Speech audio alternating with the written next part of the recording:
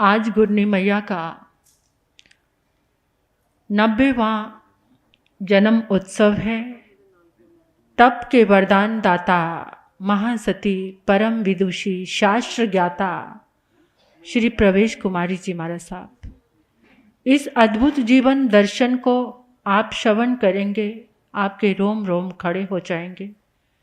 केवल 47 वर्ष के आयुष्य में ऐसी अद्भुत साधना, ऐसा संयम, ऐसे जीवन में लब्धियों का उत्पन्न होना, वचन सिद्धि लब्धि, ऐसा कौन सी आराधना की। केवल 47 वर्ष के आयुष्य काल में इतनी अद्भुत लब्धियों को प्राप्त करने वाले गुरनी मैया।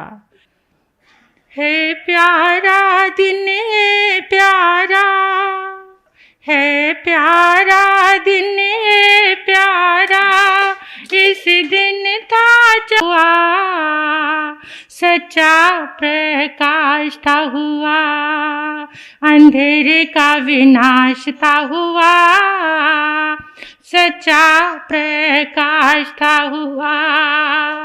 ओ प्यारे गुरनी प्यारे, ओ प्यारे गुरनी प्यारे, माँ सुभाष की आँख के तारे, तुम तारने जहान आए थे, कि देने सच्चा ज्ञान आए थे। तुम तारने जहान आए थे, कि देने सच्चा ज्ञान आए थे।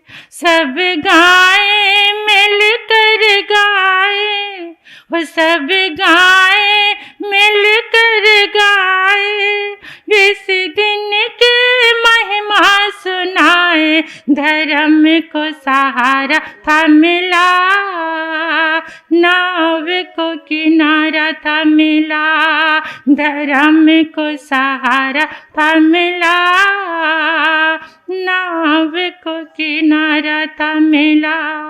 इस राना गाँव, इस राना, इस राना गाँव, इस राना, मोहनलाल जी का आंगन प्यारा, यहाँ पे अवतार था हुआ, सच्चा प्रकाश था हुआ, यहाँ पे अवतार था हुआ, सच्चा प्रकाश था हुआ।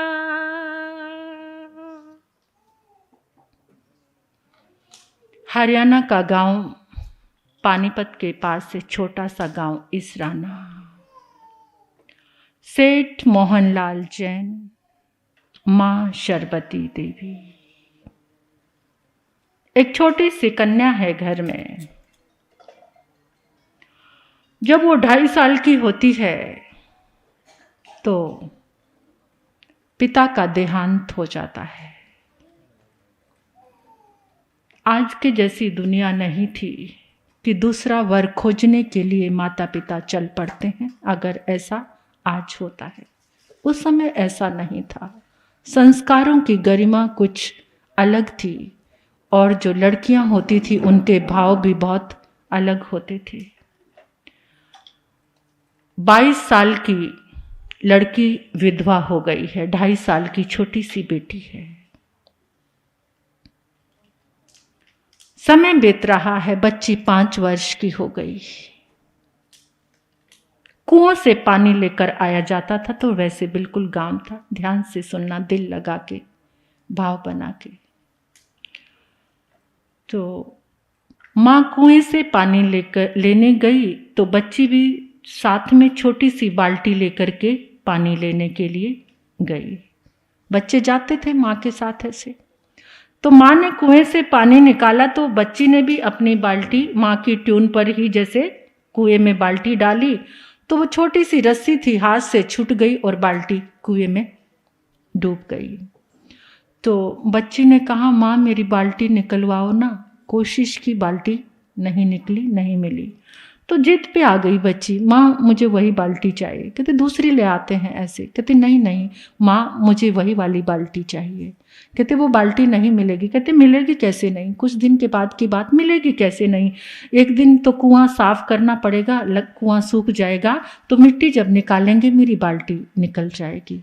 कुआं तो पानी से भरा हुआ था, कौन सोच सकता था कि कुआं सूख जाएगा। उस 5 वर्ष की बच्ची की जिभा सत्य हुई, वचन सिद्ध हुए, कुआं सूख गया। कुएं की सफाई करने लगे, वो मिट्टी जैसे निकालते हैं तो सारे बच्चे इकट्ठे हो गए। वो बच्ची भी तालियां बजाती हुई, प्रसन्नी है उसका नाम, वो तालियां बजाती हुई खड़ी है और कह रही है देखो अभी मेरी बाल्टी निकलेगी, अभी मेरी बाल्टी निकलेगी। और बाल्टी सचमुच बाहर निकल गई। बच्ची 7 वर्ष की हो जाती है। इसराना में गणी श्यामलाल जी महाराज साहब का आगमन होता है। माँ अपनी बच्ची को लेकर, जैन परिवार था, बच्ची को लेकर धर्म स्थान में गई और गुरुदेव को सामने बच्ची को खड़ा करके माँ कहने लगी, गुरुदेव बताओ मेरी बच्ची का भविष्य क्या क्या है। इसके पिता भी नहीं है, ये 2.5 वर्ष की थी तो पिता चले गए। गुरुदेव ने कहा बहन तेरी बच्ची एक उच्च कोटि की साध्वी बनेगी। योग तो साध्वी के हैं, अगर संसार में भी गई तो राजरानी बनेगी। ये बहुत पुण्यवान जीव है। माँ ने सुना मेरी बेटी साध्वी बनेगी तो मैं घर में रहकर क्या करूंगी। बेटी से पहले माँ को वैराग्य आ गया।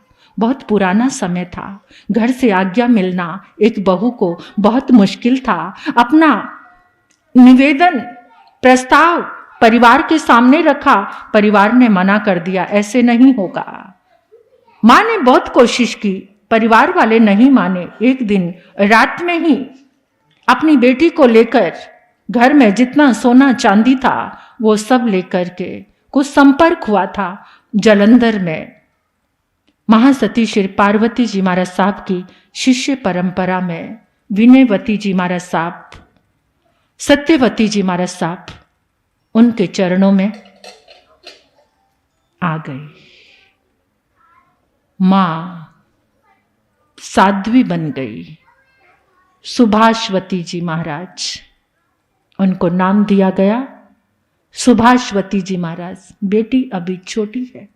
बहुत समय के बाद था कि एक कन्या, कुमारी कन्या साध्वी बनने के लिए आई थी, क्योंकि उस समय ऐसा था मोस्टली ज्यादातर कि कोई विधवा या बाल विधवा साध्वियां बनी हुई थी। तो बच्ची की मेधा कैसी थी, एक एक दिन में 100 गाथा याद करती थी।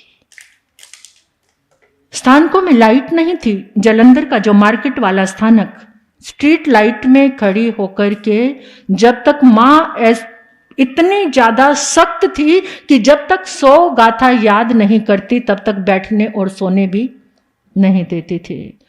तो देखो 13 साल की उम्र में दीक्षा हुई और 20 साल की उम्र में स्वतंत्र चतुर्मास और 32 आगम के ज्ञाता बने। 32 आगम के ज्ञाता।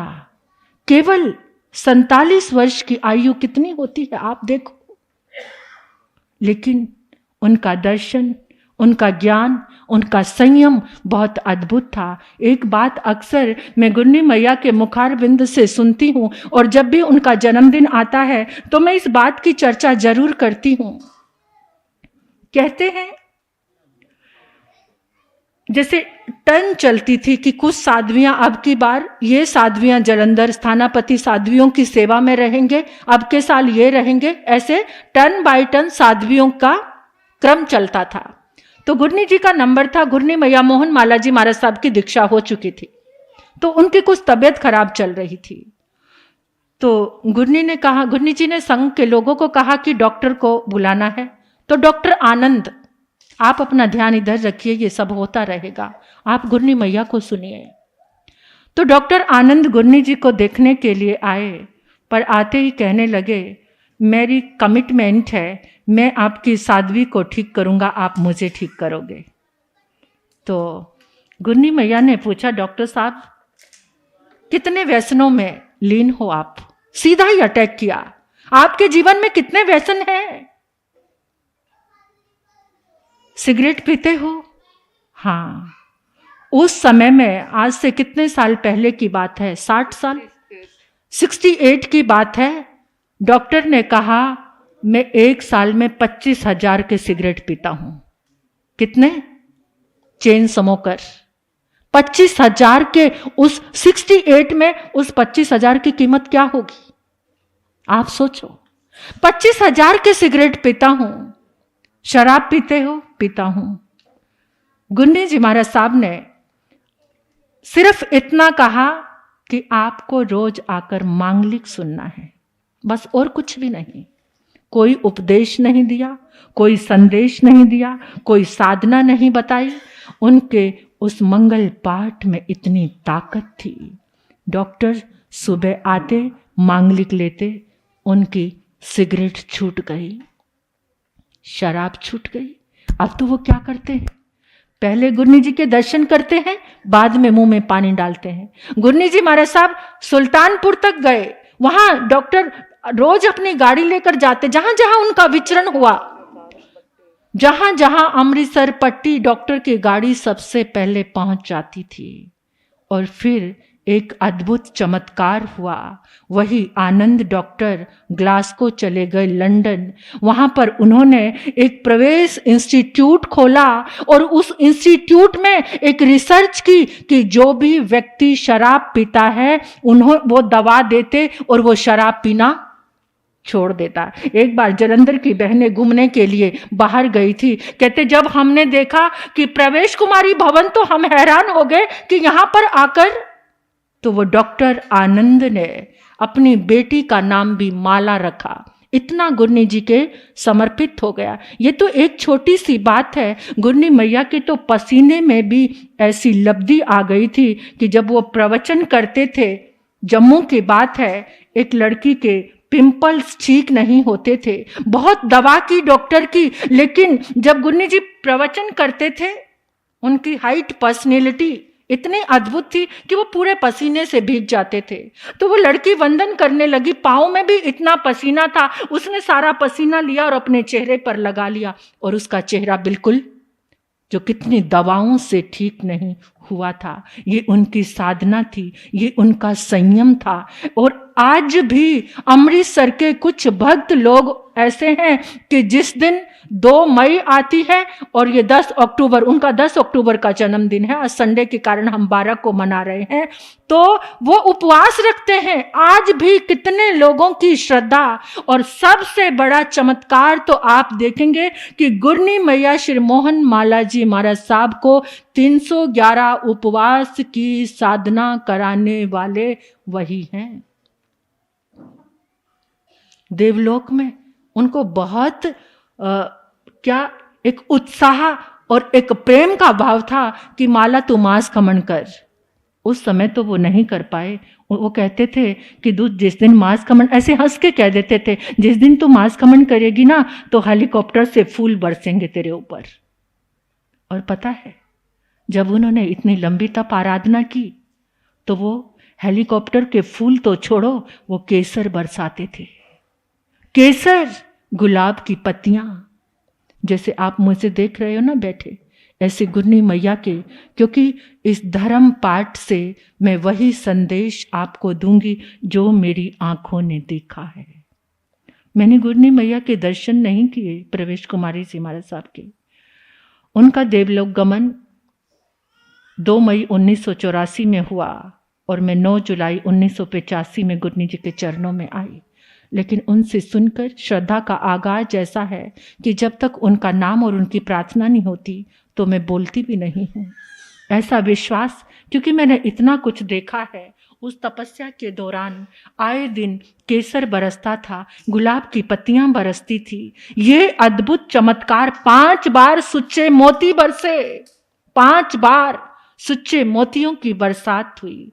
ऐसी गुरनी मैया का जन्मदिन, उनका नाम सुनने को आप बैठे हैं, आप आए हैं। आप कितने भाग्यशाली हैं उन सब लोगों के बीच में कि जो घर से आ ना पाए और आप आए हैं, आप उनका नाम सुन रहे हैं। जहां जहां मैं उनके इस जीवन चरित्र को बताती हूं, लोगों की श्रद्धा अपार रूप में उमड़ जाती है। जिस समय हमने ये अंबाला में चातुर्मास किया तो वहां नीना बहन है, राजेश जी की वाइफ, वो कहती मुझसे कभी तपस्या नहीं होती थी, आपने गुरनी जी के बारे में बताया तो मैं श्रद्धा से भरकर उनका नाम लेकर सोई। तो रात को मुझे सपने में आ गए कि तू तपस्या करना चाहती है, शुरू कर ले। और कहते मेरी अठाई फूलों की तरह हो गई।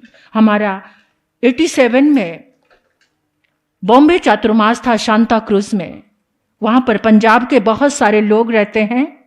जलंधर की होशियारपुर की एक शाविका जी हैं, विद्या बहन की बेटी है वहां पर चंद्रावल। बॉम्बे में हमारे पूजा ज्योति जी महाराज साहब ने 21 उपवास किए। गुरनी जी रात को उनके सपने में आ गए, क्योंकि जो विद्याबाई थे गुरनी जी की बहुत परम भक्त और समर्पित श्राविका थी। उनकी बेटी को सपने में आकर कहते मेरी साध्वी ने 21 उपवास किए हुए हैं, तू यहां बैठी है, जा उनके दर्शन कर।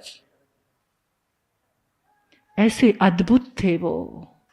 उनके जीवन का गान करने बैठूं तो शायद मेरे द्वारा ही सारा समय निकल जाएगा। मैं इतना ही कहती हूं कि जो रोज श्री प्रवेश गुरुवर्या नमो नमः की एक माला करता है, उनके जीवन में जो संकल्प लेकर करता है उसका संकल्प पूरा जरूर होता है। वो 5वें देवलोक के इंद्र बने हैं। ऐसा गुरनी मैया के 311 उपवास में आचार्य सम्राट पूज्य श्री देवेंद्र मुनि जी महाराज साहब से हमें ये गुत्थी पता चली थी।